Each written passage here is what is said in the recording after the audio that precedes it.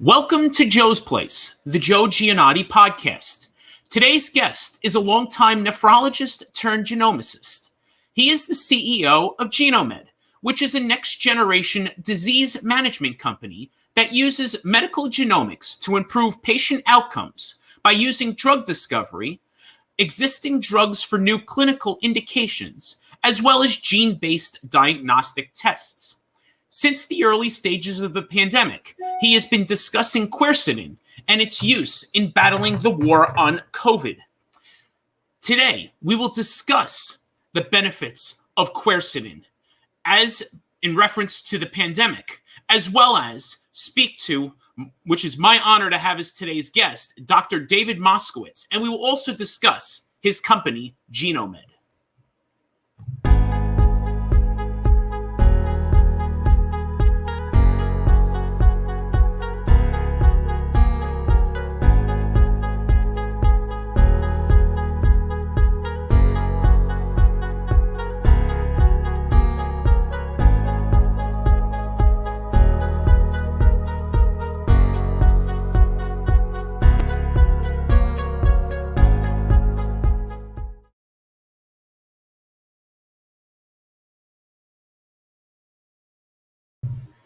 Hello, everyone, and welcome to episode 11 of Joe's Place, the Joe Giannotti podcast. I am your host, Joe Giannotti, and thank you so much for tuning in today.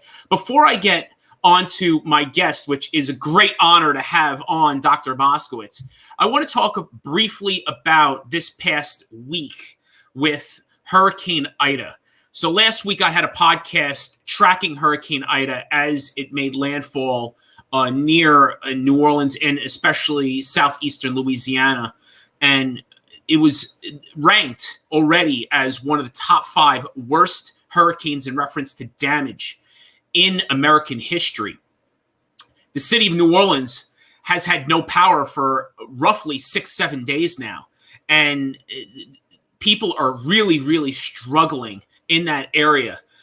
It made landfall as a 150-mile-an-hour hurricane, which was stronger than Hurricane Katrina, when Hurricane Katrina hit exactly 16 years ago on August 29th, 2005. What I'm planning to do is I'm planning to do a post-mortem within probably the next 2 weeks on Ida and its comparisons with past storms such as Hurricane Laura that just hit in August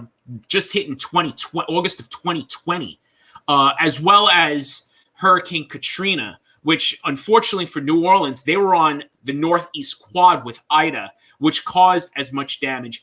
Also, we have to talk about the bigger picture of Ida, how it hit places like in the Tennessee River Valley.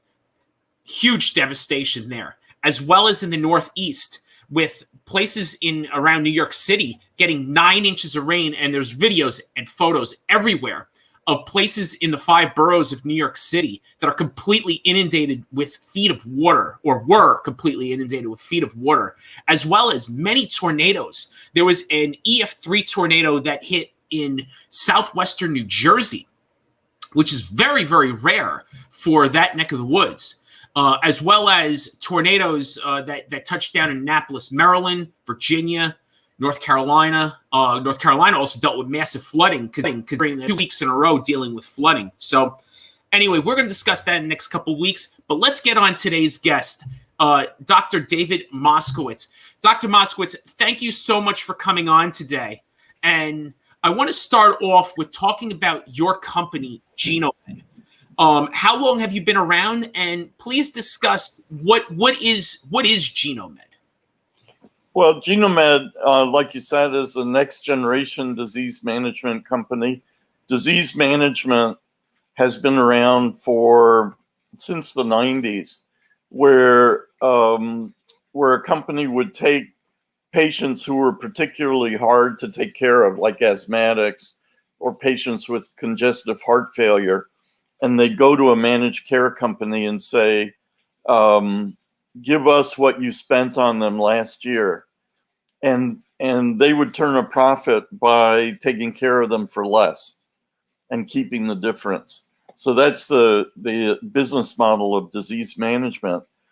And it turns out that disease management didn't go as far as it could, and the new generation of disease management using genomics can actually get rid of diseases. I'm convinced that in the next 5 years, if there were sufficient funding to find disease-causing genes, we could actually get rid of most common diseases in short order. Really? Wow, that is really incredible. And would that include basic, simpler disease, diseases like the flu and relatively speaking, and I've heard this from quite a few people, that COVID is actually relatively easy to figure out. It's just the post-cytokine storm that's more of a difficult matter. But the initial steps of COVID are actually relatively easy. Well, I think you put your finger on it. I think it is the cytokine storm that is the common denominator for all viral diseases. And COVID may have, at least for me, illustrated a single molecule that may work for all viruses. Yeah, and it's really incredible to see that, and I've interviewed Dr. Tyson on this, that those who were treated early and aggressively with COVID did not become long haulers, but over 90% of people who were not treated at all or were minimally treated became long haulers later on, which the long hauler rate could be as high as 1 in 5. Right. There was an article in the New England Journal a week ago that the next crisis is going to be long haul symptoms. I think it's starting already. Dr. Yogendra and Dr. Ram Yogendra and Dr. Bruce Patterson have been talking about that on the Incel DX end, where they've been treating well over 5,000 patients at this point with long hauler status, and the concern could be what is happening post vaccination. Is it possible that people that are having issues post vaccination are becoming long haulers? Well, I don't know much about the vaccination data, because the truth is we don't really have a whole lot of data about anything. The only data we have really are in press releases from the companies that make the vaccines. For the most part, there seems to be a real dearth of clinical research being done, despite the millions, tens of millions of cases and hundreds of thousands of deaths. We actually know very, very little about this pandemic. There's also reasons, but the one thing that we both do know is there are reasons, and I think we're learning this in the pandemic, is there are reasons why it takes years to develop drugs. It takes years to develop vaccines. It doesn't occur overnight. You just don't, do something overnight and here's your magic drug or your magic pill. Right, but there's also the elephant in the room, which is greed. So you were talking about Ida. I just read a column by Greg Palast that said the reason why New Orleans is in the dark is because the energy company, Entergy, is a crook, and they basically learned from Katrina, made billions of dollars during Katrina, and they're doing the same thing again. The corruption has been well known in that neck of the woods for so long. Yeah, Louisiana. Look, Ray Nagin went to jail. Ray Nagin ended up going to jail. Okay, that was the mayor of New Orleans who treated the storm as a disaster. I mean, it was a disaster on how he treated Katrina. And this mayor, I do not understand why it took till Friday afternoon. Why it took till Friday afternoon to to start evacuating the area when all the weather models on Thursday were saying it's time to go. It's going to be bad. So we're talking about disaster capitalism, which is a perfect segue for the COVID pandemic. Yes. Because the vaccine, I mean, frankly, the vaccine industry, they've managed to make billions, if not trillions of dollars on this vaccine boondoggle. No infectious disease is ever treated with vaccines, especially for a virus that mutates every few weeks to months. I mean, we're now into mu variants from Colombia. So we're like at least halfway through the Greek alphabet. And all we have is vaccines for the alpha variant. Pfizer, I think, says that in 95 days they can have a new vaccine against a new variant. But of course, there won't be any safety data for those. None. But there'll be this hysteria from the public health authorities that you have to vaccinate. Otherwise, it's your fault that the ICUs are filling up. This is nonsense, total nonsense. Complete nonsense. And now, most recently, the hysteria over ivermectin, especially it went on steroids a few days ago when Joe Rogan admitted that he took ivermectin along with the monoclonal antibodies, along with vitamin drip and NAD drip to get himself better in 3 days. Right. Well, it's here in Florida, I've tried to push Quercitin, but the governor DeSantis is getting one of his major donors is this guy Kevin Griffin, who's invested $120 million into Regeneron, the company that makes the monoclonals. He's DeSantis's major donor, and DeSantis is pushing for little mobile Regeneron vans to go around and give people monoclonal antibodies as early treatment. It's complete nonsense because the monoclonals are super expensive, and all they're doing is enriching DeSantis's donor, Kevin Griffin. It's interesting it's interesting that you say that, because I will say, if there's anything of the early treatment that has cost a lot of money that I think has been working, it has been the monoclonal antibodies. The company by Eli Lilly in particular with Regeneron and bamlanivimab has been working extremely well. However, you bring up the point. Monetary value. Public health, you need the safest thing, the cheapest thing, the most available thing, and clearly an over-the-counter compound like Quercitin or a generic prescription drug like ivermectin blows monoclonals out of the water. Right.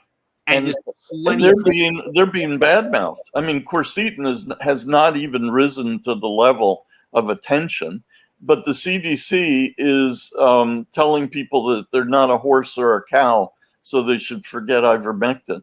I mean, this is puerile propaganda. Exactly. Well, people have now taken to Twitter and said, well, my dog takes Claritin. Should we start banning Claritin? When I had pets, they took Pepsid. Should we start banning Pepsid now that I take it on a daily basis for acid reflux? No, mammals are all the same. I mean, my treatment for renal failure works in cats and dogs as well as people. Right.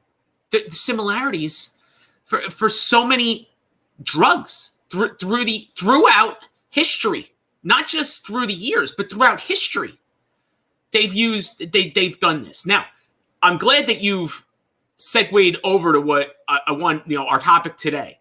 So when did you first find out about Quercitin? So in 2000, so I've been a fan of the ACE gene, or a student of the angiotensin 1 converting enzyme gene, since I discovered in '93 that it was a master disease gene responsible not only for kidney failure, but also for diabetes and hypertension. I mean, it was a big gene. And so during the 90s, we found basically 2/3 of diseases are caused by overactivity of ACE, meaning that an ACE inhibitor would do a lot towards helping them. Diseases like sickle cell and emphysema, chronic renal failure, I can prevent 90% of it. So all of those are ACE related. Plus, there's psychiatric diseases like bipolar that ought to do better with ACE inhibitors.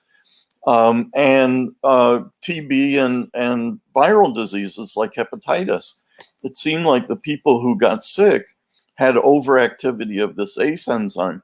So I tucked that away, and then SARS came out 10 years later in 2003, and I tried losartan, which is an angiotensin II receptor blocker, son of ACE inhibitor, and I couldn't get any SARS patients, but I did get West Nile patients, and it seemed to help.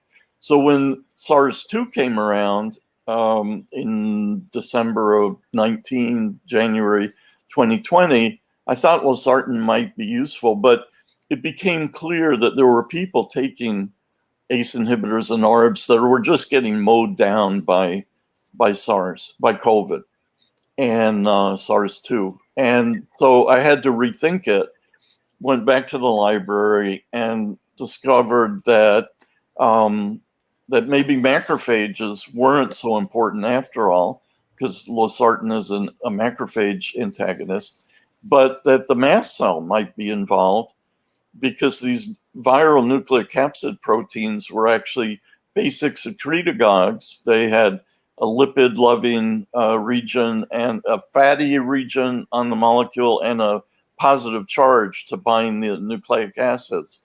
The fatty part buried into the viral lipid bilayer. And that this structure of fatty basic charge, fatty plus positive, triggered this unique receptor on the mast cell responsible for anaphylactoid reactions.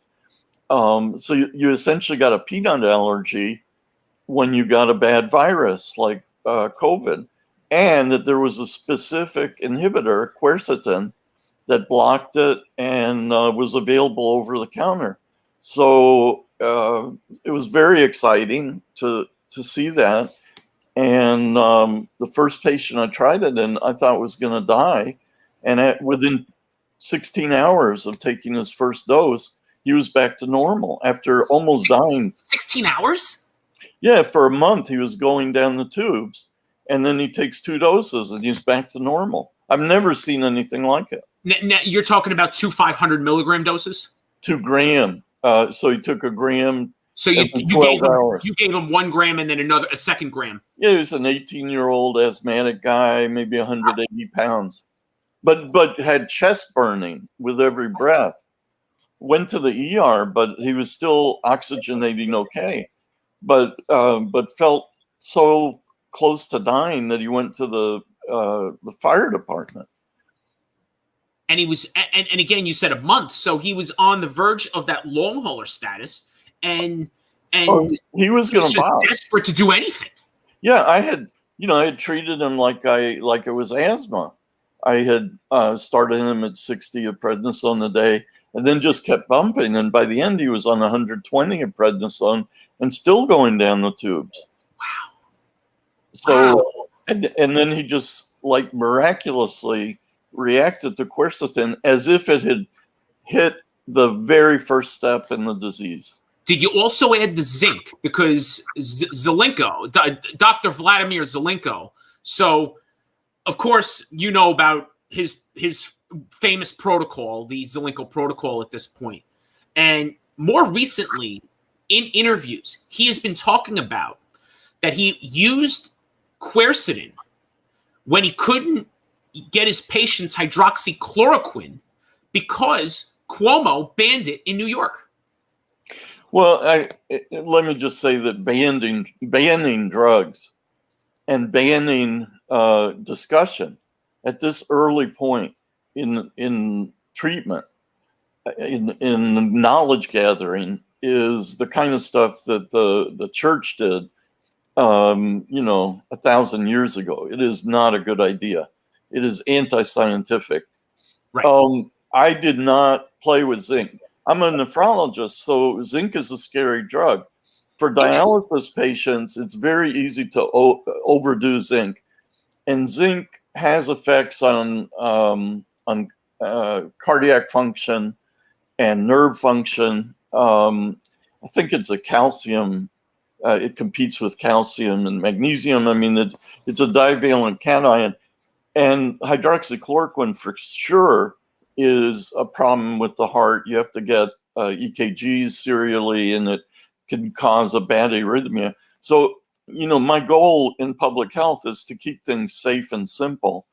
And zinc it's a trace element, but it's maintained at very careful, levels by the body.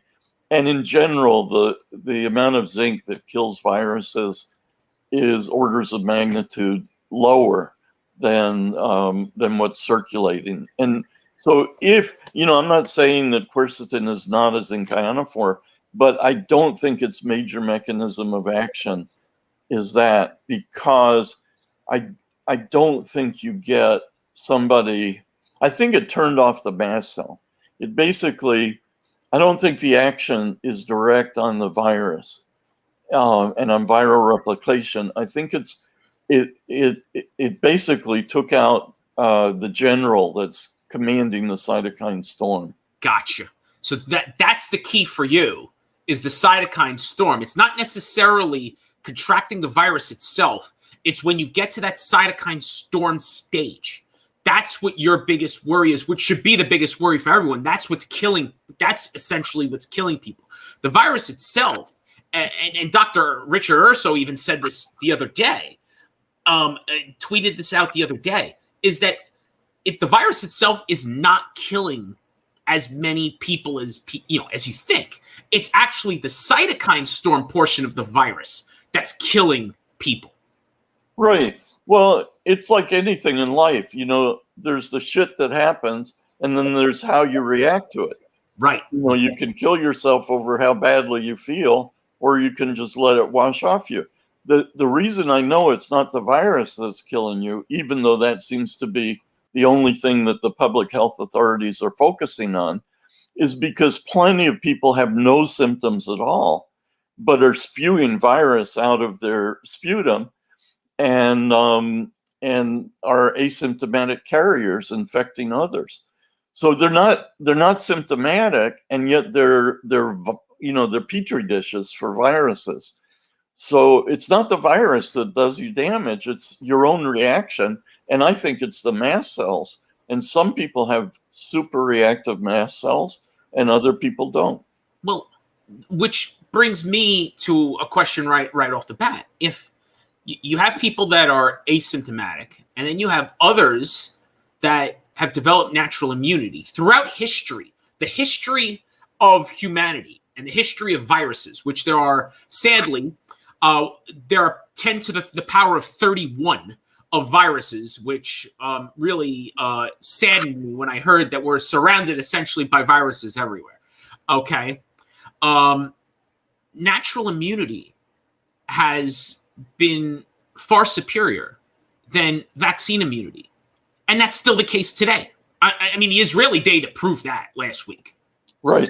Without a shadow of a doubt. Right. No, natural immunity is better than any vaccine immunity for several reasons. Number one, you're immune to all the antigens in the virus, not just to the ones selected by the vaccine. I mean, the current vaccine selects a small portion of the spike protein, and so you develop antibodies to it. The antibodies wane with time, so then you need boosters.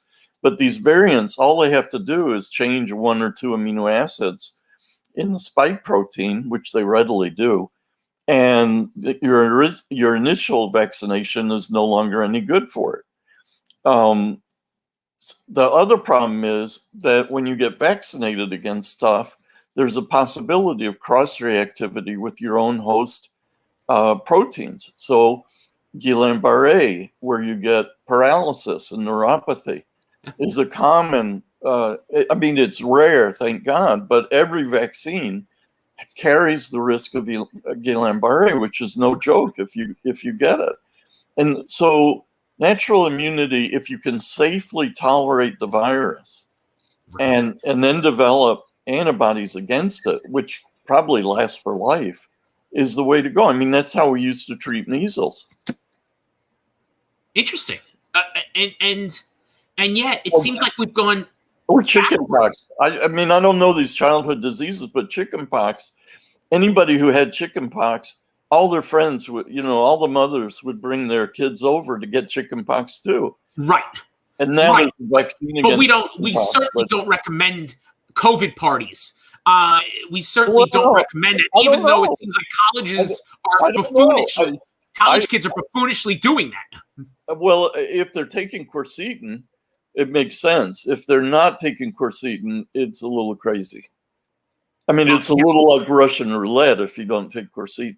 So I'm going to bring you my personal experience with quercetin. So, and this is one of the reasons why I asked you to come on today. So, about a year ago, when I first heard about quercetin, I said, this seems like a safe enough supplement. Let me try it out. And at first, when I tried it, I take 1 to 500 milligram dose daily. All of a sudden, I realized that my heart rate was going up. But and so what I did was I noticed when I started taking that, and I started taking an extra 10 milligrams of zinc. So I take 25 zinc altogether for the day. Well, actually, it's 35 because I take a drink that has 10 milligrams of zinc. But I stay under the 50 because, first off, anything over 50, you got the copper issue, and I don't want to have the issue with the copper depletion. So I decided to, all of a sudden, I'm feeling a little bit of an accelerated heartbeat. And I'm like, all right, here's what I'm going to do. I'm going to remove what I had added to my regimen of supplements. And then I realized, okay, there's nothing wrong. And I'll tell you what it ended up being. So, and please, I have an audience currently live on Clubhouse. If you have an old laptop, say more than 4 or 5 years old, and you have it near you, it could overheat. And so it just so happened at the same time I was starting to take the quercetin and the zinc, my laptop was outputting radiation, which is not good at all. Please, that is not a good radiation to take in. And so I was, and again, it was freaking me out that I was getting this accelerated heart rate. But long story short, I said, all right, I'm going to remove this, take the quercetin. I have taken the quercetin every single day since that and feel great. I have not had a cold. I have not had, anything. My health's been good. I've been trying to do the best I can losing weight. I've documented that I've lost over 250 pounds without surgery through the years. And because there's plenty of, the research is overwhelming about obesity and bad outcomes with COVID. I was over 300 pounds at the start of the pandemic. I'm down to 217 pounds today. And I'm still considered obese on the scale. However, it's kind of weird because I know there's plenty of excess skin over here. And so who knows how much excess skin I have for a man that's lost 250 pounds. So we don't really know. This is one of the problems with the BMI scale. Is technically I'm still considered morbidly obese, but what's my real BMI considering I have excess skin that if I took off tomorrow, it's probably, I'm going to lose 20 pounds. So quercetin. So adding the zinc to it, I'm just thinking, just adding the different, adding the zinc just to protect the cells. Hearing, essentially what Zelenko's prophylaxis is. But For me, it's 500 milligrams. Is that a good for a prophylaxis? Should I take a gram? What is your opinion on the amount of quercetin that I'm taking? Well, so I tried preventing getting sick. I had maybe 500 milligram capsules or a gram capsule, and I took one a day. But I got stuffy nose, sneezing, some chest tightness and stuff. Anyway, Never COVID. Never COVID. Well, I assume it was COVID. Oh, okay. I never got tested, but I was seeing COVID patients. This was, this was about a year ago, last summer, okay, 2020. And sorry, I want to interrupt, but in your area in Florida, the summer is a seasonality high area because it's so hot and humid, everybody is cooped up indoors. So for you are seeing, and I'll ask you in a second, but go ahead. My apologies. I just wanted to stick that in with the seasonality. That's why it was so busy.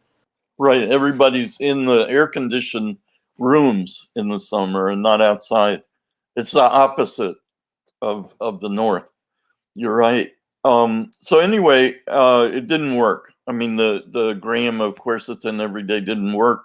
So then I was using it up for prevention, which wasn't working. So I just decided to treat myself when I had the symptoms for a week or 10 days. And so I've managed to keep my stash of quercetin longer that way.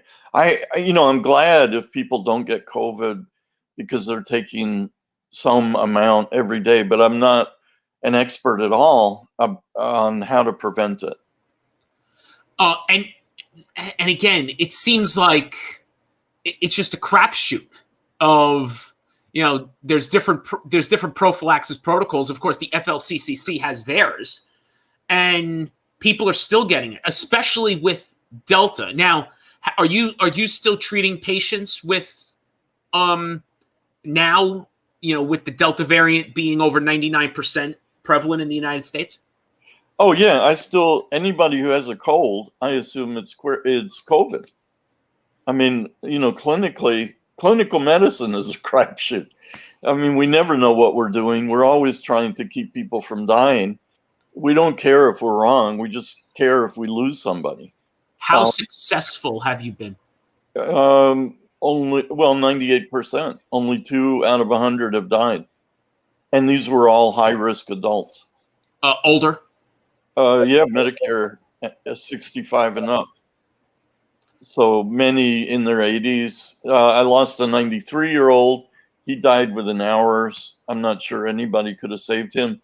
And I lost a 67-year-old who, in retrospect, I had him on quercetin for maybe 10 days, but he sort of he lost faith. He refused to go up on his dose. Other doctors were telling them to do other stuff. Yeah. And essentially, don't take your quercetin, but don't take anything else either. And he wound up getting hospitalized and dying. In retrospect, I would probably have tried either ivermectin or monoclonals on him. Are you using the monoclonals? No, I haven't. I think they're far too expensive. I think I would use ivermectin based on what I've seen. I mean, there's a group in England, Bird, that has summarized all these trials of ivermectin and found that it prevents over 70% of patients from being hospitalized or dying. I mean, it looks extraordinarily effective. For the CDC to come out so vehemently against it raises another point, which is that we appear to be in an age of propaganda now and not of science. Last week or a couple of weeks ago in the New England Journal, they had a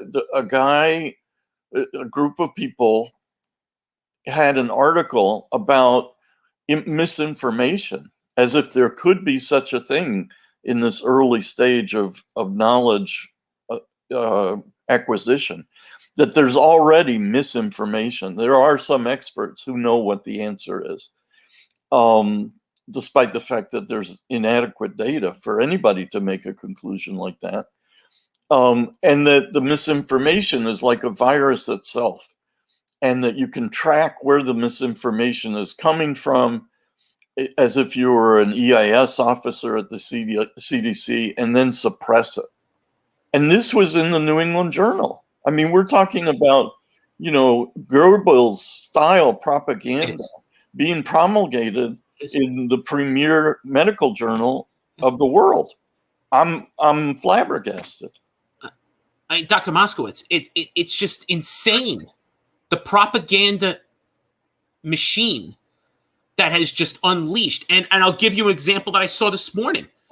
The example that I saw this morning was from Rasmussen. They took a poll and they asked, they asked about what is the case fatality rate amongst Democrats versus amongst Republicans.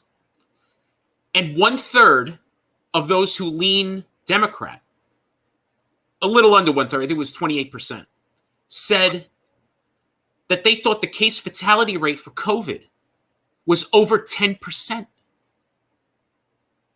That's coming from the media. The case fatality rate is 5 times less. Yeah. And again, that's the case fatality rate. The IFR is less than 0.5% for the majority of age profiles. It's only those over the age of 65 that have a higher IFR. Is that correct? What does IFR stand for? Infection fatality rate. Yeah. Well, and I could bring that up. Right. But no, I believe you. I think we've lost sight of how primarily benign this infection is. I mean, we've completely lost sight. We've shut down our economy for a year. We're talking about vaccine passports. We're, any of the huge social changes after 9/11 pale in comparison to what's going on now with COVID. On steroids. Yeah, and so any civil rights that we still have left, I mean, to me, this just looks like social control. And on steroids. On steroids. I think social control is nothing compared to what's going on, especially in places like Australia.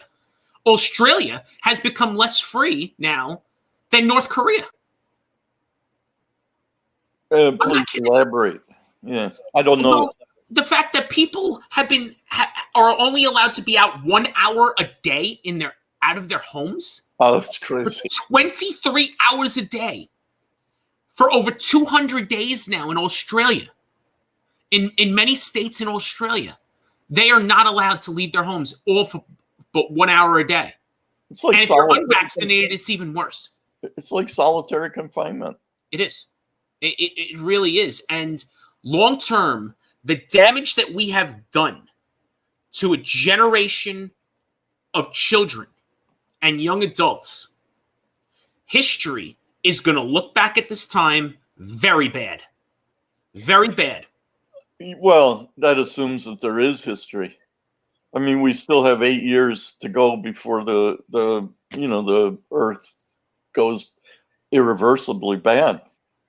Well, that's it's according to another topic.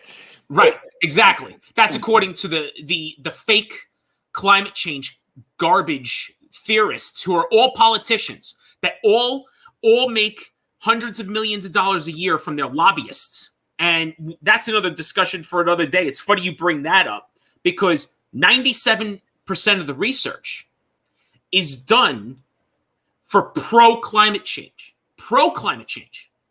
So if all the research is going toward one topic, of course that's what the talking points are going to be. No, for sure, the money determines the results. In every field, including the medical field. Well, bird flu, the only money. So I was looking at losartan for bird flu, and I managed to get a hold of a ward in Vietnam that had 8 or 12 bird flu patients. It was actually, for all the hype, it was a very rare disease to get. And through a pulmonologist in Colorado who donated ventilators to this brand new ICU in Vietnam, I managed to get the support of the ICU and suggested that they try losartan. But they acted in a way that the Colorado pulmonologist said had never happened before. And they, stopped replying. And after a while, they tested Tamiflu, and which, as you recall, the WHO had gotten a gift of 1 million Tamiflu doses and was saying that only Tamiflu could be used for bird flu, even in the testing phase. And so these 8 or 12 bird flu patients got only tested for Tamiflu. They didn't ever even look to see if losartan could do just as well. It was a perfect example of the payers basically determining what you're going to find. Yeah. I mean, again, treatments that have been around. Right. Nobody's going to pay for ivermectin, which is generic, and certainly nobody's going to pay for quercetin, which is over the counter. And certainly no one's going to pay for hydroxychloroquine. No. Right. Although the guy in Marseille might be interested in running the trial. You're talking about Didier Raoult. Yeah, Didier Raoult. The problem with Didier Raoult is he was looking at nasal carriage of the virus, which did go away more rapidly with hydroxychloroquine. But his paper neglected the fact that most of the mortality occurred in the hydroxychloroquine group. I mean, there were 6 people admitted to the ICU, and I think 3 died, but he didn't talk about them. I mean, but you also wonder, in that hydroxychloroquine group, and I'm curious, and that's very fair, at what day were they prescribed? Because the one thing about hydroxychloroquine is you cannot, after a certain amount of time, it's too late. You can't take hydroxychloroquine after day, say, well, once you get to the cytokine storm especially, which is the problem with Delta. We are in total agreement. That's why if there's any message that the audience should take away from me, it's that the minute you get the sniffles, start popping quercetin. You have 3 days, maybe 4 max, to avoid dying from COVID.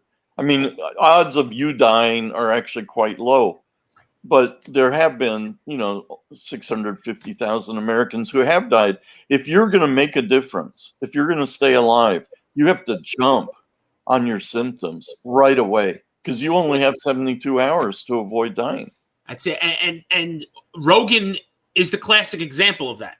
He, feeling, very tired, feeling really crappy, fevers, chills, and he said, the next day, he threw the kitchen sink at it. And that's the way you should be doing it. You shouldn't be told. Wait until you're blue and you're ready to die. Essentially, that's what doctors that don't want to treat should just tell their patients.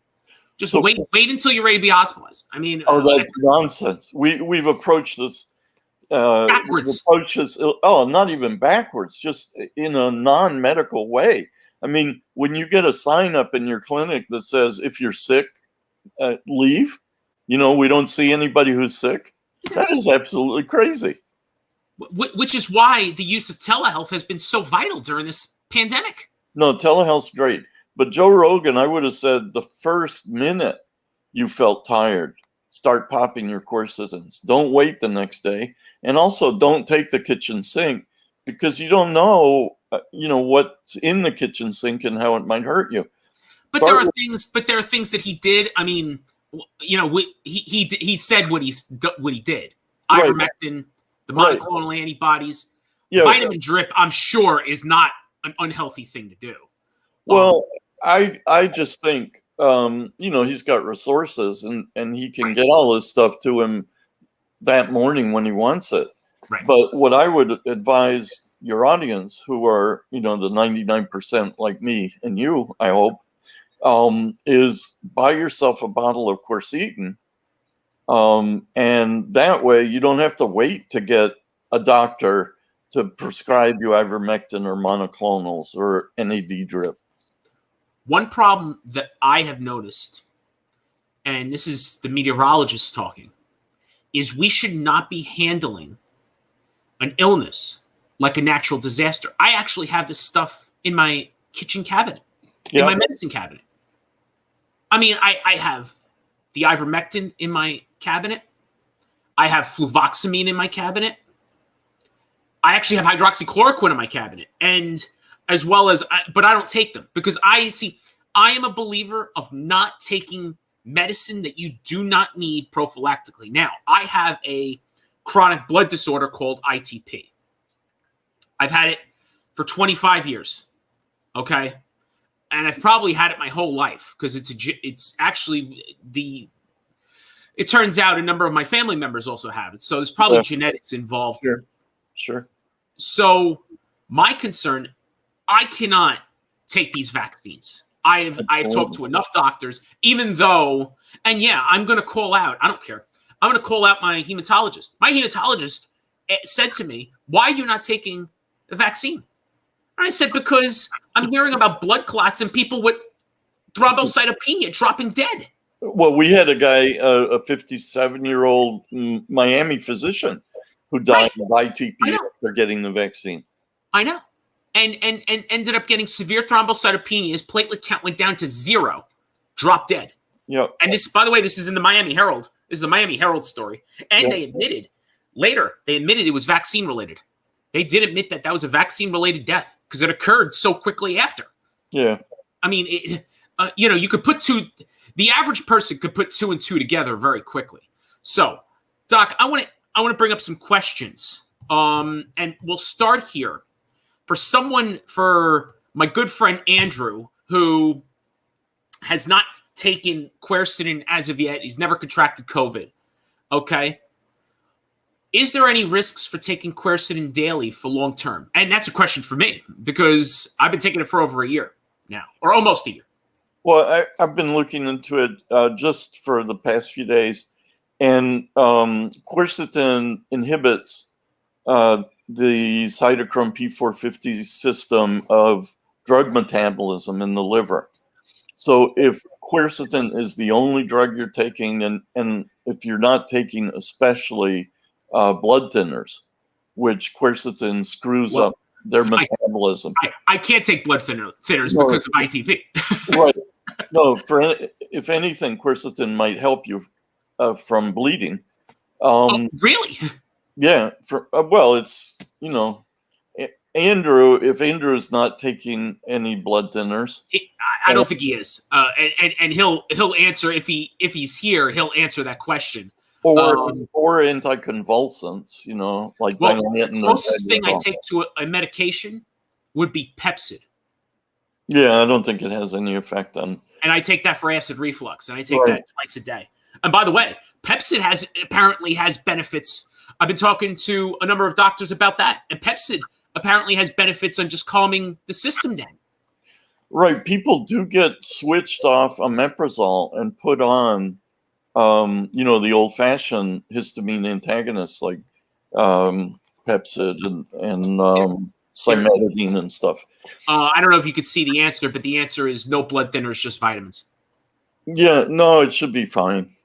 But again, I'm not a prophylaxis guy. So, right. Don't but for me, because of the benefits, I think this is the reason why I'm going to take it the rest of my life, is because of the benefits with cardiovascular disease. No, Quercitin is one of these natural foods that naturopaths have been talking about positively for decades. And it's part of, people are really excited about Quercitin. And you look it up, it's got all kinds of beneficial effects. And it may be a general antiviral, so it may be a cure for the common cold. And it doesn't seem like it does anything bad to you. I'm very impressed by it. Nah, again, in the year I've taken it, including a terrible winter. Now, again, to be fair, I'm not around many people to begin with, and that's always been the way I have been. However, I was fortunate to not catch any cold. And I had a colleague that had COVID. In my office. So at Christmas time. So, and I was fine. And I was taking it with the zinc at the time. As well as I take other vitamins. I take a gram of C. I take 6,000 units of D. My D count is at 65 now. And again, that's for someone who weighed almost 500 pounds. My vitamin D was at 8, which was insanely low. There's some questions that I want to bring up. The person that brought these questions, I want to thank Dr. Philip McDonough. I know. You know him. Well, we've been in contact, but I haven't seen him yet. Okay. Or heard him. Him, and retired professor of statistics from the University of Ontario. Please, Dr. McDonough. I'm actually going to unmute yourself, Dr. McDonough. Where are you? Retired professor of statistics? From the University of Toronto in Canada. Okay. Where I was for about 40 years, and I've only recently I've been retired now for 5 years and haven't thought I had sort of put all of that in the past until this madness started, and then I had to start thinking about various issues around design of experiments and early treatment and so on, et cetera. So I'm really not have never been drawn to the life sciences. So, but I'm quite, I'm like an old cat that can smell a mouse, but can't catch it. Dr. McDonough, do you want me to ask the questions, or and by the way, do you, Dr. Moskowitz, can you hear Dr. McDonough? Perfectly well. Okay, so Dr. McDonough, please ask. I'd rather have you ask the questions since you are the one who brought them all up. So please feel free to ask the questions to Dr. Moskowitz. Yes. Okay. If I could just ask, Joe, if I could just ask a couple of different questions. Oh yeah, of course. Of course. Right. Well, one of them is a lot of people, of course, use quercetin over long periods of time to prevent, hopefully prevent things, but there is kind of, if you think of them sort of like antihistamines, I know they're not, but would that have a tendency to wear off the efficacy of it in order to ward off part 2 of COVID, which you want to avoid? Well, that is an excellent question. By the way, being a statistics professor automatically makes you the smartest guy in the room. But what you talked about, do you downregulate receptors when you expose them constantly to either a substrate or an inhibitor? What is the effect? And it's true, the system is very plastic, and there are feedback loops, and we know. Let's see, what do we know? We don't know a hell of a lot about this mast-related GPRX2 receptor in the mast cell. It's only been described really in the last 5 years. And there's a mouse analog that differs in amino acid sequence, but appears to bind the same kind of basic secretagogues, in particular compound 4880 and mastoperin, the wasp venom compound that triggers mast cell degranulation. But they haven't been studied, these receptors. And so it's not known I would assume if there's an inhibitor around all the time and there's no signal being received from this receptor, that there's a feedback loop that would go back to the nucleus and say, make more receptor. So it could be that you'd get escape from quercetin, which would explain my data that it didn't really prophylax. And it could also mean you could also get this thing called, if the inhibitor actually was a partial agonist, it's very complicated pharmacology, but then you could get essentially downsizing or removal of receptors after chronic stimulation. So that occurs as well, in which case you'd have less propensity to get ill. In other words, it hasn't been studied. It's a great question. If you get COVID despite trying not to get it, my advice is go up on your dose. Go to at least twice a day. And if that doesn't work, go to 3 times a day. And actually that was a question that was Andrew had asked.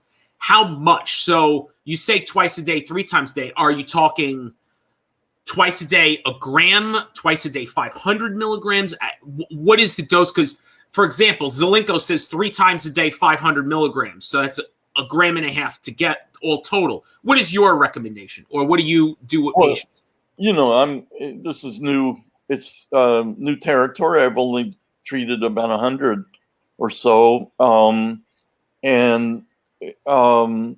only lost 2. I would have gone to 3 times a day on that 67-year-old now. I would have added ivermectin. The beauty of quercetin is there's no upper limit. It's generally regarded as safe by the FDA, and there's data in the literature that the normal amount that you eat, 10, 15 milligrams a day, can be pushed up orders of magnitude to at least 100 times a day, if not 500 times a day. So if you're taking 500 a day for prophylaxis, well, that's what I do. Right. Okay, and you get symptoms, you get breakthrough symptoms, then the first thing I would do is double, and if that does nothing, which it might not, then the very next day, I would go to a gram twice a day. Okay. And then I'd double again to 2 grams twice a day every 24 hours. The highest I've ever had to use is 3 grams twice a day without having to go to 3 times a day. Interesting, because and what's interesting is I've been doing research more recently on vitamin C, on especially going back through history with Linus Pauling, and that's essentially the format that he did with vitamin C, where he would up it, then up it again, and if someone needed it to be up the 3rd time, they would go a 3rd time, and that's clinical medicine. I mean, it's dosing. You can never tell what an individual patient might need, how far along they are in this anaphylactoid reaction, how reactive their mast cells are. You can never tell. So it's trial and error. Yeah, exactly. But I'm saying that's also old school. I mean, for your decades worth of experience, that is what an old school doctor does. And unfortunately, the newer school doctors, the ones that are, being taught in the ivory towers, this is not what they learn. And also the other thing they don't learn is about nutrition and supplements and vitamins. Right, that's true. It is likely that doctors from 100 years ago would have been better at treating this pandemic than we are now. They were treating the Spanish flu successfully, and the Spanish flu had a CFR, had a CFR in some areas of 10%. Right. Although they didn't know about quercetin. They did know about quinine. It could have been, it could have been this doctor a day an apple a day keeps the doctor away. That may actually have come because it was a Depression era thing. They were selling apples. It may actually have come from the 1918 Spanish flu, because there's tons of quercetin in apples and onions and grapes. Do you know why quercetin is a yellow flavonoid and makes flowers yellow? No, I don't. I just read it today. It's the same reason why pollen is yellow. Really? Because bees don't see red. They only see yellow. Wow. And so if you want to be pollinated, you have to be yellow. That's incredible. That really is incredible. And by the way, see, the problem, I can't have apples because of acid reflux. So probably that's a further benefit of me taking quercetin. Yeah. Because I can't eat apples. But blueberries I've seen are rich in them. Elderberries. List. What I'm going to do is I'm going to put a list of foods that are rich in quercetin on. If you like, I don't know, if you like lox and bagels with capers, you're getting your quercetin that day. Exactly. Incredible. And again, this is probably why people have never gotten the flu, because, again, an apple a day keeps the doctor away. And I think that quercetin has a factor, as well as, to be fair, as well as other supplements. I think vitamin D, there's been a lot of research that if you're vitamin D deficient, you could be in big trouble with COVID and with other respiratory illnesses. You know, people that get sick for weeks at a time. And what's interesting is that kind of correlates to overall health. And again, this is just the basic stuff. This is just the basic stuff. But what I don't understand is why does this not get through to patients? Fewer patients are healthy today in this country than ever before, in general. Well, what I want to focus on is why public health has been doubling down on this vaccine issue and not talking about treatments. Right. That strikes me as very unpublic healthy. It's essentially, Dr. Moskowitz, they're treating the vaccine as the magic pill. It's almost, yeah. Remember during the height of the obesity, well, we're at really a height of obesity crisis now, but about 10 years ago, they were pushing the ephedra pills. Right. And it was killing a lot of people because that drug was not healthy and not safe. And it reminds me of that, where now they're treating the vaccines as magic pills. Here's your magic pill. Even though now so many people are getting breakthrough. And by the way, this is just for educational purposes. Please, if you get sick, please see your doctor. Please advise, get advice from go to your doctor and get advice. And I'll give you an example. My neighbors 2 weeks ago contracted COVID. And the moment they tested positive, they were given their appointment for monoclonal antibodies. And the wife, she thought, and they were older, late 70s, early 80s. And the wife thought it was just allergies, but she had the sense. That's where it's so important with you, is that you have the sense to say, and tell the audience, the moment you get first symptoms, do it. And that's what she thought. Let's just get a COVID test. And she was shocked it came up positive. So COVID is different for everybody. Let me bring up one more question, then we'll go back to Dr. McDonough. Dr. McDonough, you're still there. We'll go back to you in a quick second because we have a question here. Some in vitro studies have shown that quercetin interferes with thyroid function. What is the impact of quercetin in hypothyroid patients, if you know? Well, what I would, I don't think thyroid has a time of action of weeks to months. So if you take quercetin, even high dose, for a couple of weeks, I don't think it's going to make any change in your thyroid level, in the level of your thyroid hormone and your basal metabolic rate of your body, just because the time course of thyroid hormones is so much longer than than a week or two of quercetin. On the other hand, if you're taking thyroid medication, and it's hard, it's hard to titrate exactly what dose you should be on, then it argues against taking a high dose of quercetin for prophylaxis. So that's a discussion you should have with your doctor. But generally speaking, unless there are these special cases of pills that you're taking, like blood thinners, anti-seizure meds, maybe thyroid medication, chronic prophylaxis is okay, except if you're in these special categories. Dr. Moskowitz, what I'm going to do is I'm going to take a very, very quick break, and as well as the Clubhouse audience. When I come back, we're going to go right back to Dr. McDonough, and he has some more questions for you. I'm just going to take a 60-second quick break. We will be right back with Dr. Moskowitz, and we're going to be talking more about quercetin. And please, if you have any questions, please put it in the chat, or we'll have people come up on stage on Clubhouse. So we will be right back, and back in 60 seconds.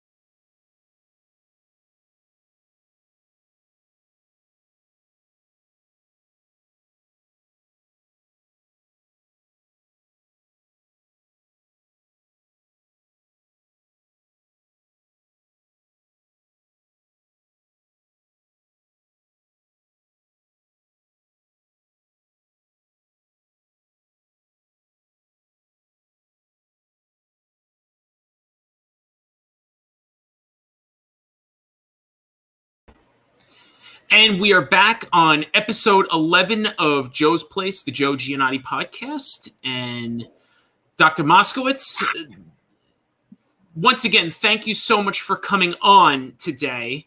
And Dr. McDonough, Dr. Philip McDonough, who is on stage right now on Clubhouse, retired professor of statistics from the University of Toronto. I am very fortunate to have him up on stage on Clubhouse. Dr. McDonough, please continue with your questions.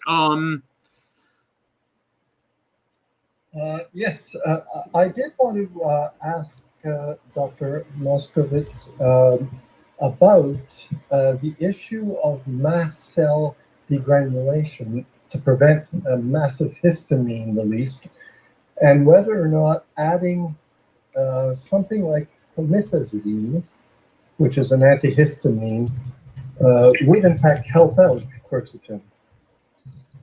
Sorry, could you tell me the name of the antihistamine again? Oh yes, it's called promethazine. Basically it's an old H1 antihistamine, which is also of the asthma um, type of antihistamine. There's a number of them. This is from, if you are familiar with Dr. Chetty's from South Africa approach. He likes that particular antihistamine. It's Right. a very powerful one. Right. Well, I'm delighted that more people are recognizing that the mast cell is the key player in COVID, because I think the treatments will only get better, especially for people in the ICUs on ventilators. I think actually, I'm surprised that nobody in all these clogged hospitals has yet tried Quercitin. I had a patient that I heard about on Twitter who got monoclonals and Quercitin and was out of the ICU 48 hours later. It's hard to know which one did it. But assuming that the mast cell is responsible for people dying, for the myocarditis and the pulmonary fibrosis, and as well as the long haul syndrome that I've actually cured with Quercitin in about a half a dozen patients, including anosmia and fatigue. Given that the mast cell is the bad guy, then the focus should be on preventing mast cell activation syndrome, MCAS, which is a well-known syndrome for allergists. And there are, of course, a ton of drugs available for preventing mast cell degranulation. There's, urticaria, pruritus. There were dialysis patients just got a new mu opioid receptor agonist approved by the FDA for treating dialysis pruritus. But if urea is a basic secretagogue and actually triggers this MRGPRX2 receptor on mast cells, it may be that quercetin is going to work fine for dialysis patients who itch, but whose BUN is, up in the 90s all the time instead of the normal 20. So I'm eventually going to answer your question. I think that antihistamines are too limited an antagonist because mast cells have over 200 different molecules, each of which can do awesome things. I mean, they have heparin, they have renin, and an enzyme that, whose effect is amplified because it's an enzyme. I wouldn't, I'm glad the antihistamines helped, but I think you can get somnolence with some of the earlier antihistamines. So if your patient, goes comatose, you don't know whether it's from the COVID or from your treatment. I think I would probably keep things simple and safe and stick with quercetin unless the patient deteriorated. Dr. McDonough? Yes. Okay. Thanks a lot. Now, there are a whole lot of different forms of quercetin. There's isoquercetin, there's your standard quercetin with bromelain and so on. And they have different bioavailability, different absorption rates, and so on. Does it matter a whole lot? That, of course, is a great question. And I think there's going to be a shortage of quercetin if news ever gets out that it works. And the good news is I'm a biochemist, and I think quercetin works, because even though its bioavailability is only 2%, it's we get milligrams per liter in our bloodstream, but it's micromoles that are inhibiting the receptor. So we're getting 1,000 times more than we need in our bloodstream. And I don't actually think it matters what preparation you use. Just keep bubbling as long as it's symptoms. Is there a specific quercetin that you would recommend, not for going into brands, but should someone just buy a general quercetin that they see on in a health food store or over the counter at a pharmacy? There are people who know a whole lot more about quercetin than I do. The little reading I've done in Wikipedia suggests that I think the citric quercitins are conjugated. They're glycosides or something, and they're not as well absorbed as pure quercetin. Bromelain, of course, is an enzyme from pineapple that assists with quercetin absorption, so you don't need to take as much to get the same equivalent dose.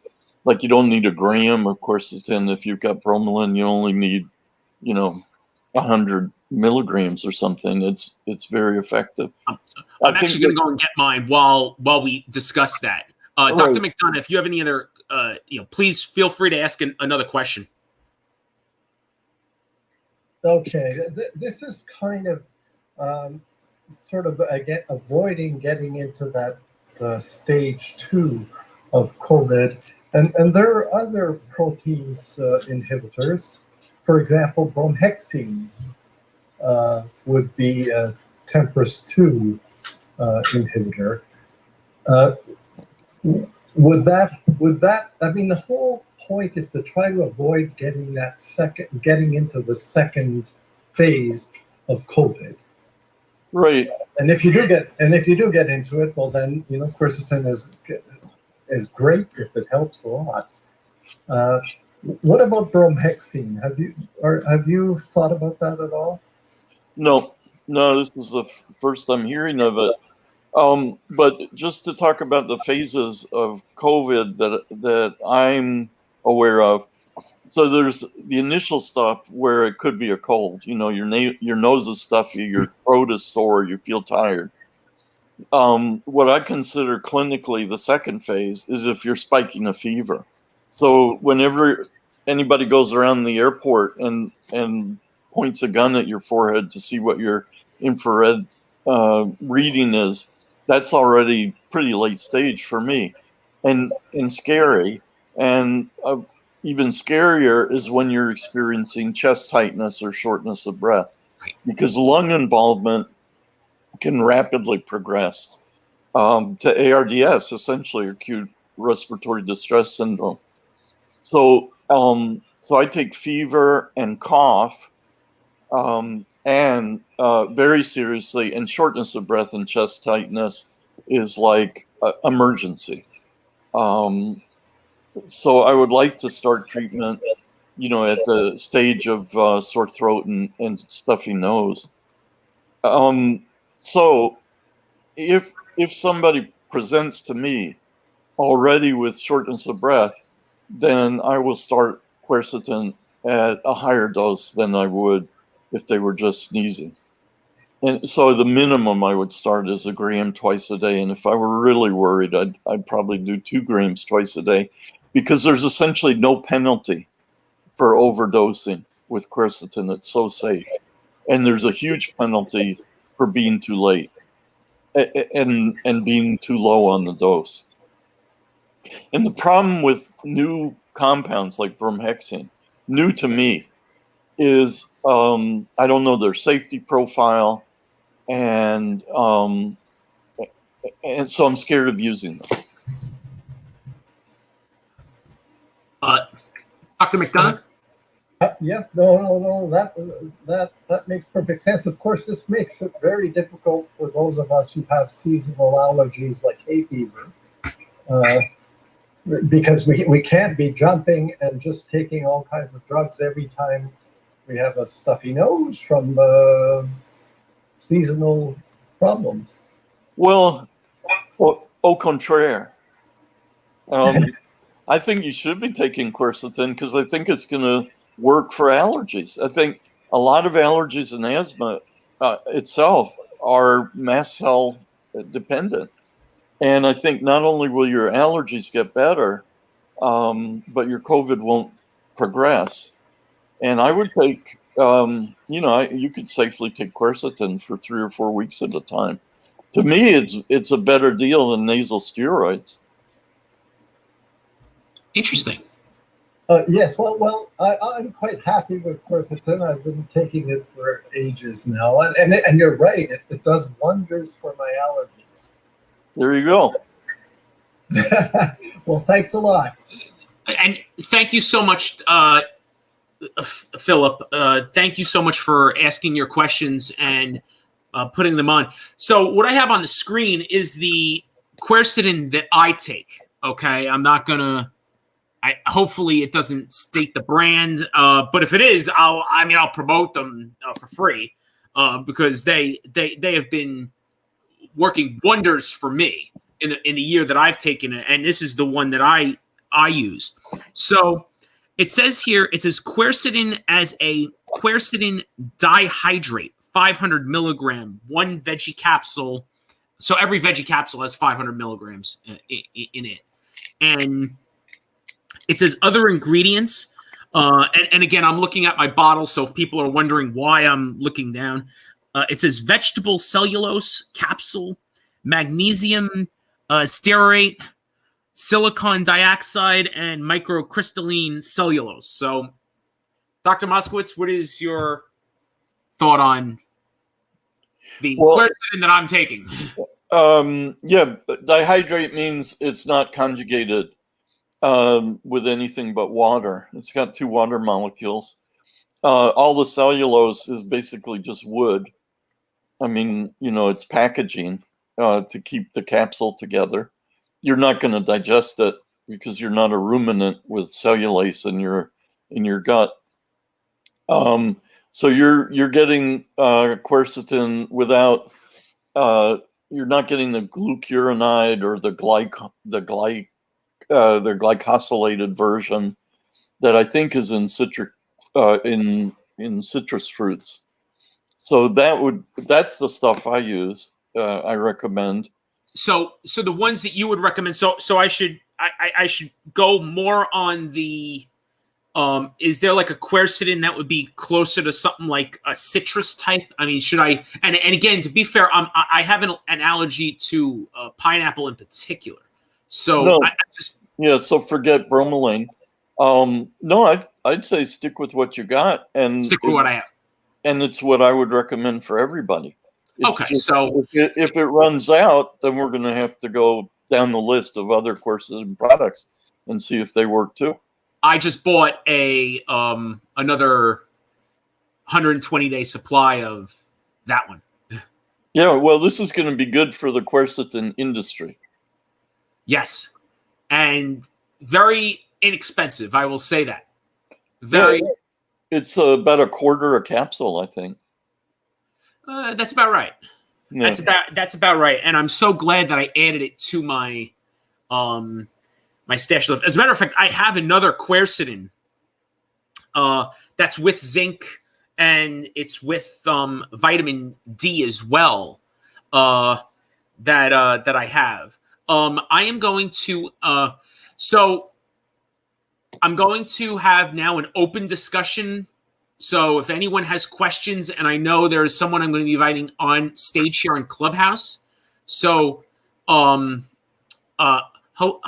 Michaela. I hope you're having a great day. What is your question for Dr. Moskowitz?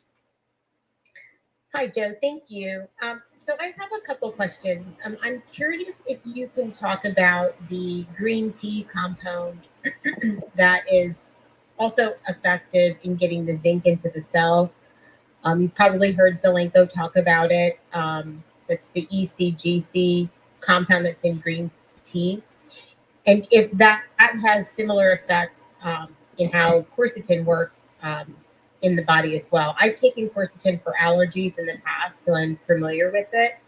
And then my second question is, I read somewhere recently, there was a suggestion made for folks that are have low vitamin D3 to take some flushing niacin and continue to supplement with D3, but there's something about opening up the capillaries with that flushing niacin that's going to help them be able to better access the D that's stored in their fat cells. Do you know anything about that? And with that, I yield. Okay, so I'm going to be negative about both questions. They're great questions, but I'm going to poo-poo them the way doctors usually do. So I don't think Zelenko is focused on the mast cell. I think he's really focused on ionophoric activity of quercetin to mess with the viral replication and stuff like that. So I don't know that this green tea extract has any effect at all on the MRGPRX2 receptor of the mast cell, which I'm convinced quercetin inhibits and is the reason why people survive COVID with quercetin. Who knows what other good things green tea extract does? But I think I would rather treat my patient with quercetin than with green tea. So that's number one. Number two, the low vitamin D flushing niacin. I don't like niacin because it causes flushing. It's not a pleasant symptom. And it also is very hepatotoxic. I'm not a blind vitamin taker because they can actually harm you. And niacin is probably one of the most toxic of all the vitamins. So I would stay away from it. I would raise vitamin D the old-fashioned way, taking vitamin D3, like 5,000 units a day. And I honestly don't believe that vitamin D is crucial for surviving COVID, because I actually have very low levels, and quercetin alone has been good for me. One thing that I have learned through the past few months by interviewing different doctors that have been treating patients is that there is more than one way to skin this. There is more than one way to successfully treat this. And unfortunately, the cartel, because that's what they are, they're a cartel, do not want people to be treated.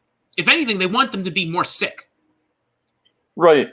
I think they want everybody to rely only on vaccines and monoclonals, expensive, immunological reagents. And they don't want to see if over-the-counter folkloric home remedies like green tea extract work. I'm perfectly happy to be shown a consecutive case series where green tea extract works. I'd love to see it because I would love something more in my armamentarium for patients who go south on quercetin.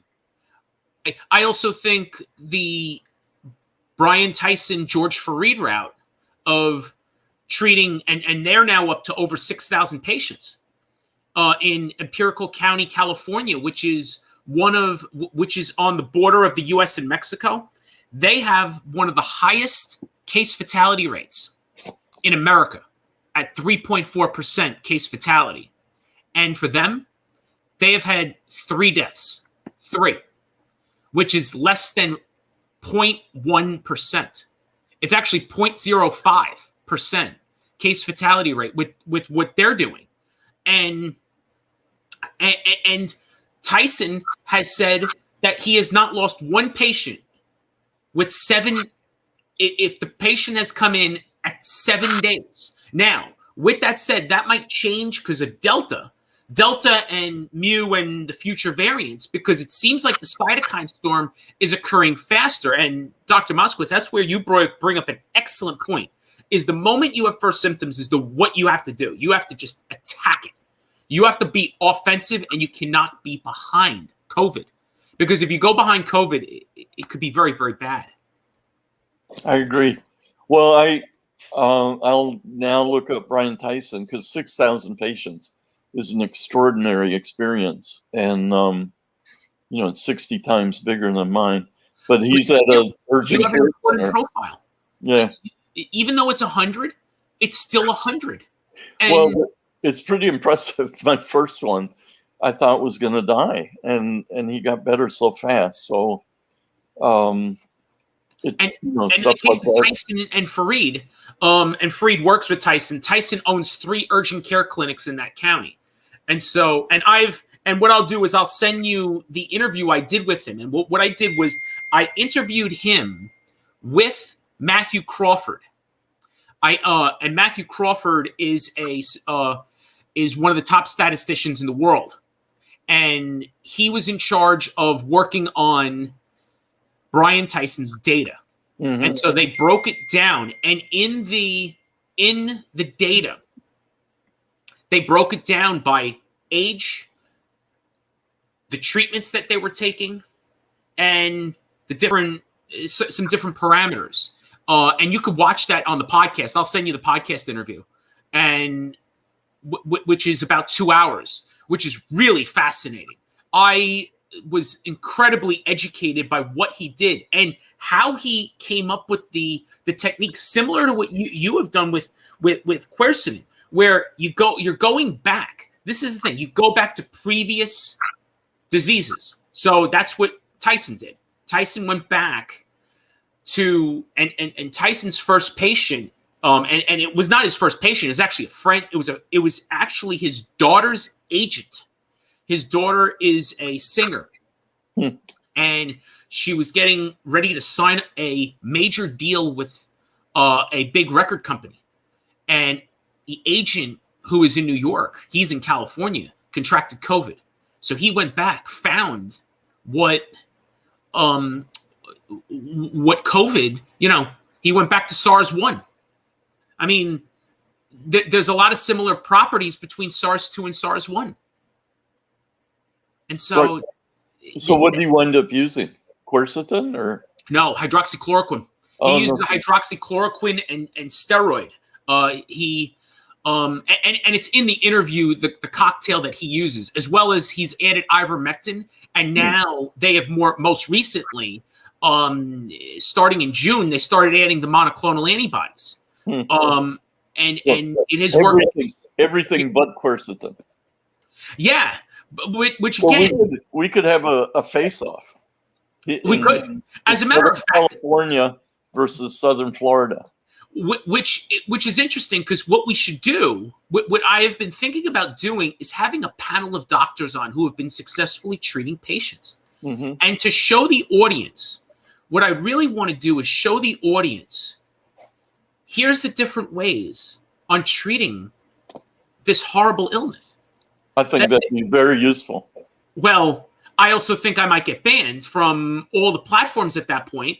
But, I'm going to put it on Odyssey and Rumble anyway, because I think that is so vital, that there is more than one way to skin a cat, and that is what you have said that. Richard Urso has said that. Even Tyson has said it. You're going to ban something, we're going to have something else to figure it out with. And that's where, again, it all comes down to, for me individually, it comes down to the beginning of practicing overall good health, which is taking a back seat in this country and, quite frankly, the Western world, Dr. Moskowitz. Well, I wouldn't get too rhapsodic about I'm overweight, diabetic, on the downhill slide. I believe in better living through chemistry. So if you can get the right drug to stop the disease, that's all you need. you don't need sort of a Calvinist approach to changing lifestyle if you can just pop the right pill. I'm sorry, but that's what I believe. Yes, but also practicing good health, and again, for me, weighing almost 500 pounds is not healthy.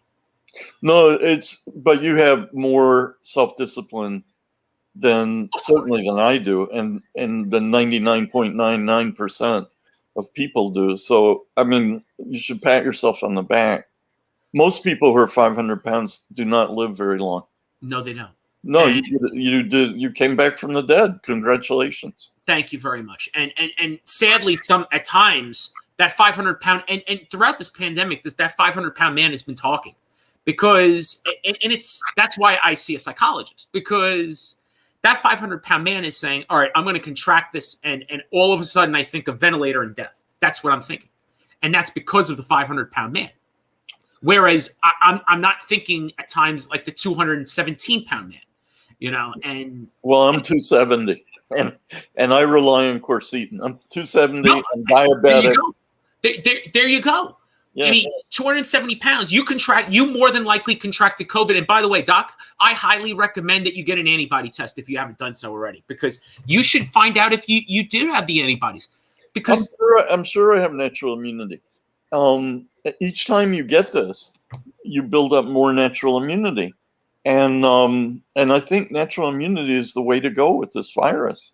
I think quercetin lets you get it safely, and that's why I don't think masks are worth doing. I don't think quarantine is worth doing. I don't think social distancing is worth it. I don't think lockdowns are worth it. I actually think everybody should be prepared to get this disease, take quercetin, make it safe, keep it safe, and get their antibodies as if they were getting exposed to chickenpox at the age of 3. This illness is unlike any other in the way we've handled this in human history. It is just unbelievable how we have handled this. We didn't handle H1N1 like this. No, the problem is we've got a vaccine industry that has been looking for an excuse. We've got people in power, and I mean Fauci and Collins, who believe that vaccines are the answer to every infectious disease, including mutable viruses like HIV and the SARS viruses. And the collusion of these two highly lucrative and powerful interests have given us the world we have today, which is an abomination. Any public health authority from the last 2 centuries would be horrified to see what public health has done nowadays to our society. Beyond horrified, beyond. And I saw this just the other day, that moving forward, there really needs to be globally, because I think it's just a matter of time where constitutions are probably going to have to get rewritten globally. There needs to be a medical constitution. One, big pharma and the government involving medicine cannot be involved with Wall Street. Okay? Wall Street is clearly run amok. The fact that Moderna in 2 months has doubled in their stock value. 2 months. And they've already made a forecast that they're planning to double again within the next few years. The head of Pfizer told investors that they were only charging $15 a shot now, but he could see no reason why they shouldn't go up tenfold to $150 a shot. Disgusting. But it's the government has a lot to answer for. The BARDA, the defense agency that basically contracts for research to protect us against biological weapons and warfare. Bob Kadlec, who I talked to in 2003 about losartan, when I went to the White House OSTP and told them about a possible general viral antidote, when Fauci sent a deputy, so I know he knew about it. Bob Kadlec and I emailed. He then became, under Trump, He then became the head of a company that got almost $1 billion to make vaccines. So he left government, he left BARDA to become head of this private corporation to make vaccines for the government. So this, there was a lot of taxpayer money floating around back and forth, or mostly from the government to the corporations without any oversight, no congressional oversight. And now, it's just an obscene situation, really. There needs to be an investigation into why treatments were never researched and why we have gone down this vaccine path, which is endless now. And people are going to need boosters. They've admitted it. They've admitted it's going to be endless. For the rest of your life, you're going to need new vaccines against new variants. You're going to need boosters against all the previous variants. And God knows what effects they're going to have in terms of autoimmune problems, Guillain-Barré. I mean, it's an obscenity. The one thing that I think is and we're going to take a couple more questions in a second, but what I think is the most dishonest and criminal, this is a acts against humanity, okay? Criminal acts against humanity is when you have the cartel, the medical and the media cartel, talk about drugs being suddenly unsafe when ivermectin, which was, if I'm not mistaken, isn't that a Merck product? Ivermectin got the Nobel Prize in 2015. Right. Ivermectin, hydroxychloroquine, two of the safest drugs, okay? And Ron Johnson, when he was in a press conference with post-vax patients, had a big screen, on his big screen, had the VAERS reports about different drugs and the average deaths from 1996 to present. And the average number of deaths in the United States from ivermectin a year from 96 to present was 2. There was 44 deaths in a span of 22 to 23 years. Okay? And for all we know, those people probably took it incorrectly. Tylenol, which is actually on the list of most dangerous drugs. Tylenol is there's a 2015 FDA list of most dangerous drugs. Aspirin and Tylenol are on that list. Mm-hmm. Tylenol, 700 people a year died from Tylenol toxicity. Right. Well, the beauty of quercetin, and the reason why I talk about it, is because the number would be 0. The number is 0. Well, has anyone died of eating one apple a day? Probably not. No, well, it's way less than what I'm talking about. But if you ate a bushel of apples a day for a week, I don't think you would die. Anyway, you eat your capsule. Yeah, but if you got seriously ill, it's not because of the quercetin. No, it's because of the apple. Right. Exactly. Right. Let me take a couple more questions. So I'm going to invite Judy on stage from Clubhouse. Hello, Judy. Hello. Hope you're having a great day. What is your question for Dr. Moskowitz? Well, I and thank you, Dr. Moskowitz and Joe. This is wonderful. So I have 2 bottles of quercetin, and when I went to buy it, I stood there for 20 minutes trying to figure it out. And both of them have the bromelain. So I'm not sure, because I'm taking quercetin, I'm taking zinc, I'm taking D3, NAC, all of that helps prevent, supposedly keep you strong. And so the quercetin I'm taking maybe anywhere, depending on how much I can get into me, anywhere from 300 milligrams to like 600 a day. And I'm just trying to figure out which is the best one for when my bottle runs out.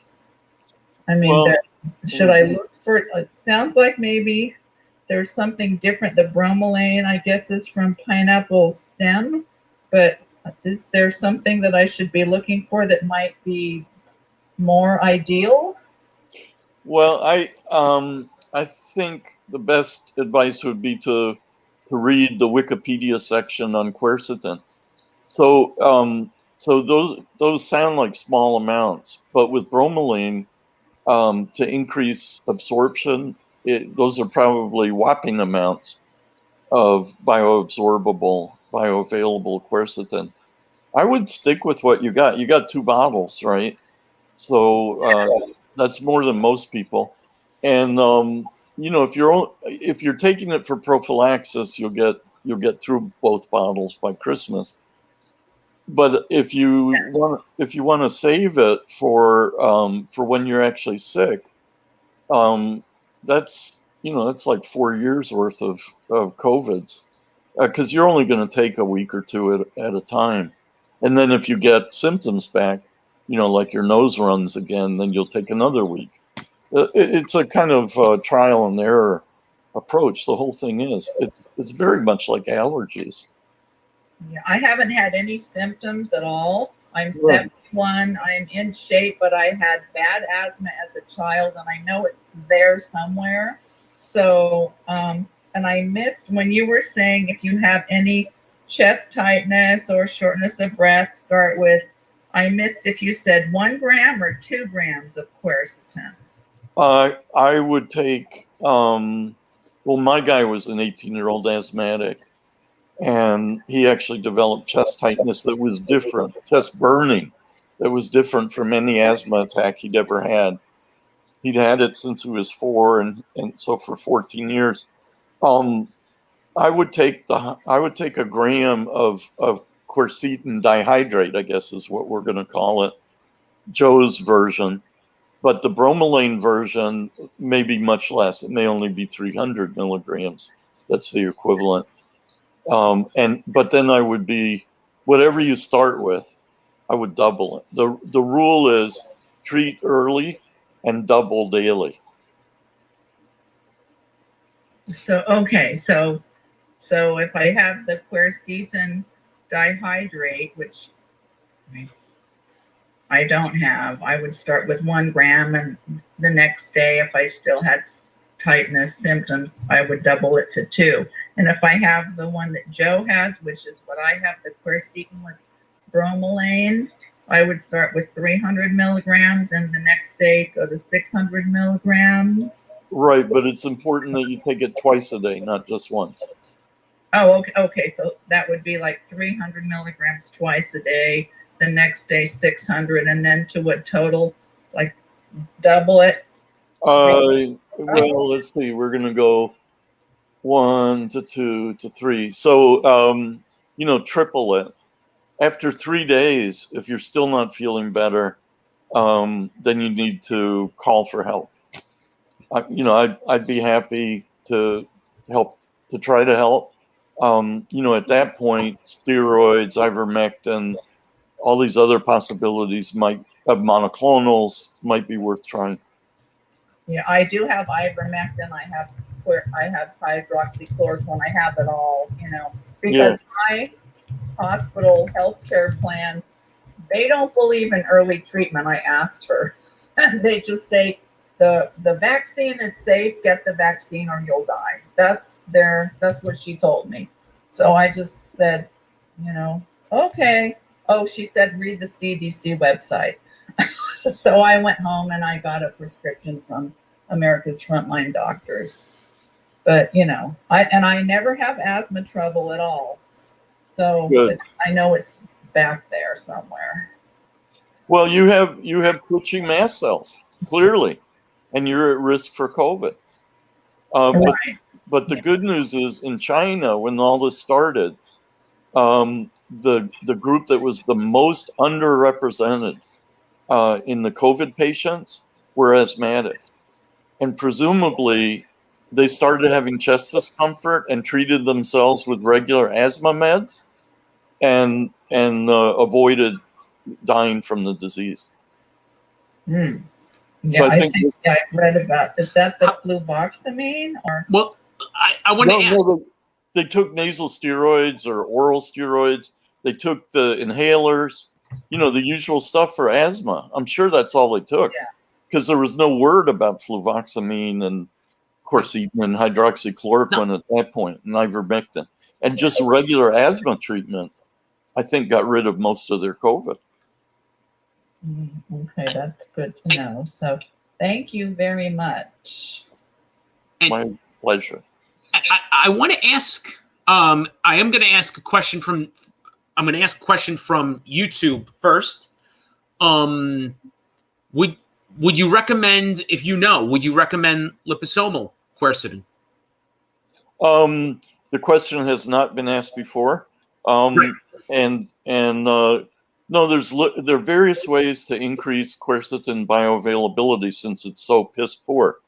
And one way is to put it in liposomes, little fat buckyballs, and another is in phytosomes, I guess, or maybe liposomes and phytosomes are the same thing. It seems like a marketing gimmick to raise the price of the pill. Gotcha. So, I mean, however you can get quercetin, it may be that only the really expensive stuff is on the shelf now or available for shipping. But I'm sure any kind you get will be satisfactory. And the important thing to do is whatever dose you start at, just remember to increase daily. Right. If you still have symptoms, because that's the way you're going to beat the disease. It's interesting. Judy brings this up. So I used to get allergies every single year, including in 2020. I had nasty allergies for a period of time at the start of the pandemic in New York, which, of course, COVID was terrible. And I'm thinking, oh, do I have COVID? Do I have COVID? And 2021 was the first year that I did not have allergies. Now, it's possible the vitamin D helped. It's also very, very possible the quercetin helped with treating the allergies.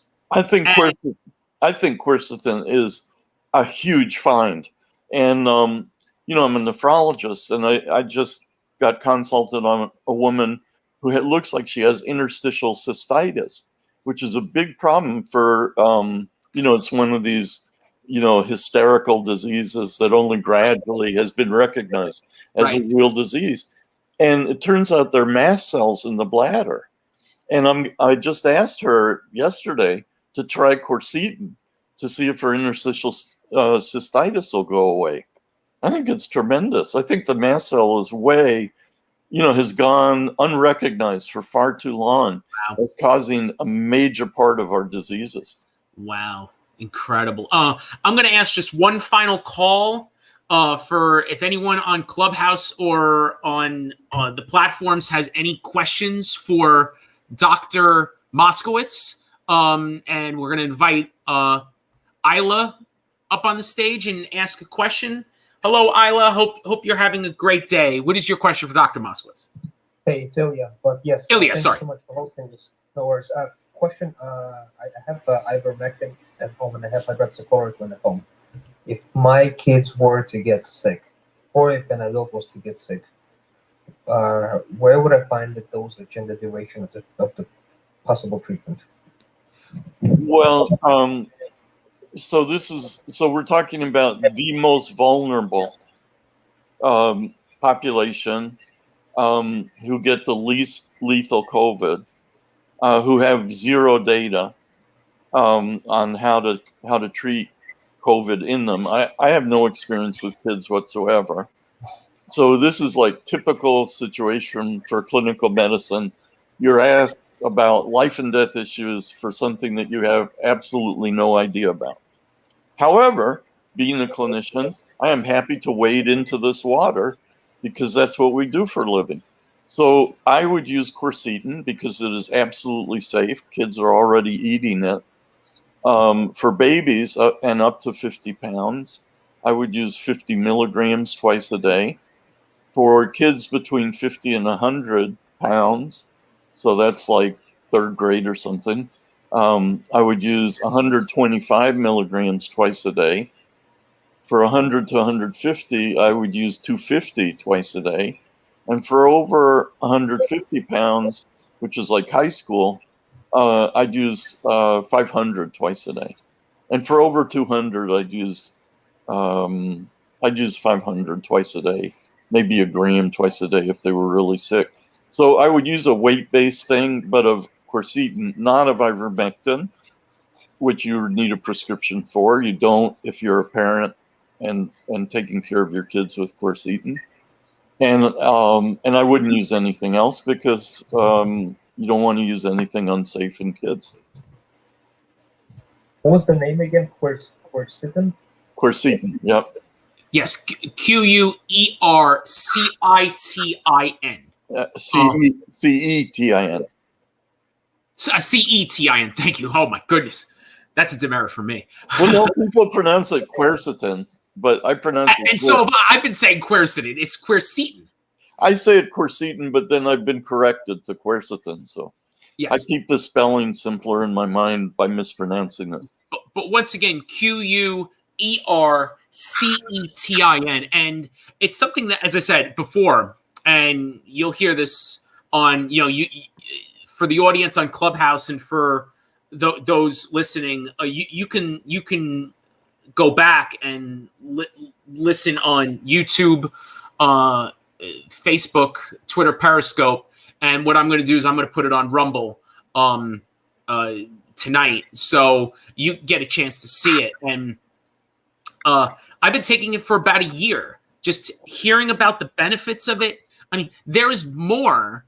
And for me, it's something I'm going to take for the rest of my life every day, because I feel like, I know there are other benefits of quercetin than just the COVID topic. As I said, my allergies. My first time in my adult life, my allergies haven't kicked up. First time. I think we're all going to be taking quercetin for the rest of our lives. Maybe not every day, but every few months. Yeah. The other plug I would make is to parents out there. If you are terrified of your kids going to school, catching COVID, bringing it home and killing you, or maybe dying themselves of this weird Takayasu's arteritis syndrome that's been described in maybe 150 cases of kids. Give them quercetin on this weight-based dose and let me know how they do. Because the sooner we get evidence, observational data, the sooner we'll be happy that it's the right way to go. I know of no other way to proceed. Masks are completely ineffective in schools, as well as elsewhere. And I think the CDC is basically doing nothing to help us stay alive from this pandemic. They're giving us useless advice, doubling down on it, getting draconian in their punishments, and doing absolutely nothing of any use. And in fact, there's now threats that doctors who speak out against the vaccines are going to get their licenses revoked. I mean, we have really gone to Nazi times. I'm afraid. I think it's beyond. I think Nazi times weren't even as bad. I mean, this is ridiculous. If you want the majority, first off, they never heard of. They do not know who Hippocrates is. They really don't. Yeah. They don't. It's no. Their doctor, their father of medicine is Anthony Fauci. Yeah. Let's be blunt. Their father of medicine is Anthony Fauci, and their uncle of medicine is William Gates. Let's be blunt. I mean, rich uncle. They've thrown him out of Africa because of the vaccines. Right. That's why African countries are very hesitant. That's why African countries, and by the way, this should make no sense at all. African countries are faring much better with COVID than first world countries. And they have no vaccine. None at all. Well, their diet is richer in flavonoids. I mean, they eat more fruits and vegetables. There you go. And Dr. Moskowitz, thank you so much for coming on today. It was an incredible pleasure to talk about quercetin and COVID, because it's a topic that hasn't really been discussed in mass. Well, And- maybe we'll be in neighboring jail cells. Yes. Well, I hope so, because at least I know there's a doctor that will be able to treat me if I get anything. If I get anything. I'll have a friend. Yes. Who knows social media. So I want to thank everyone in Clubhouse. And I want to thank everyone that was listening on the streams and asking questions. Thank you so much for tuning in to episode 11 of Joe's Place, the Joe Giannotti podcast. You have yourself a wonderful Labor Day holiday weekend in the United States and Canada. And Dr. Moskowitz, once again, thank you so much for coming on. And everyone, you have yourselves a wonderful day, and thank you again. My Bye-bye. greatest pleasure. Bye.